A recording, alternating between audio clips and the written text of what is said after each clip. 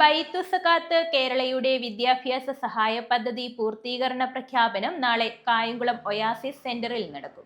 25 വർഷക്കാലത്തിലേറെയായി കേരളത്തിലെ ഏറ്റവും വലിയ സംഘടിത സക്കാത്ത് സംരംഭമായ ബൈത്തു സക്കാത്ത് കേരള ഈ 2025-26 സാമ്പത്തിക വർഷത്തെ പദ്ധതി പൂർത്തീകരണം 7 തലങ്ങളിലായി സംസ്ഥാനത്തിൻ്റെ വിവിധ ഭാഗങ്ങളിൽ നടക്കുകയാണ്. അതുമായി ബന്ധപ്പെട്ട് വിദ്യാഭ്യാസ സ്കോളർഷിപ്പ് പദ്ധതിയുടെ പൂർത്തീകരണ പ്രഖ്യാപന സമ്മേളനമാണ് കായംകുളത്ത് നടക്കുന്നത്. ബൈത്തു സക്കാത്ത് കേരള സുതാര്യമായി പ്രവർത്തനം നടത്തുവാൻ വേണ്ടി 1800-ൽ പരം കോർഡിനേറ്റർമാരെ സംസ്ഥാനത്തിൻ്റെ വിവിധ ഭാഗങ്ങളിൽ പ്രവർത്തിക്കുന്നുണ്ട്.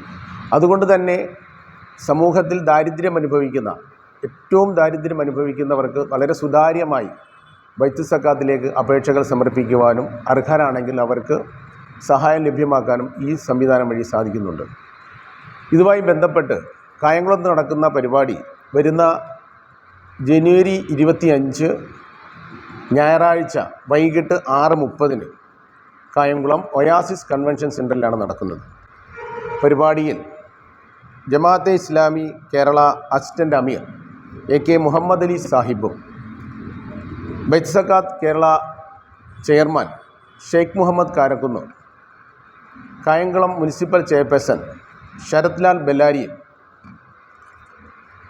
മുസ്ലിം personal law board member Shukoor Al Qasimi, ward മെമ്പർമാരായ മുബീറസ് ഓടനാറും ഷഹബാന കുഞ്ഞുമോനും, ദക്ഷിണ കേരള ജമിയത്തുൽ ഉലമ ജില്ലാ സെക്രട്ടറി ജലാൽദ്ദീൻ മൗലവി തുടങ്ങിയവർ ഈ പരിപാടിക്ക് ആശംസകൾ അർപ്പിച്ചുകൊണ്ട് സംസാരിക്കുന്നുണ്ട്.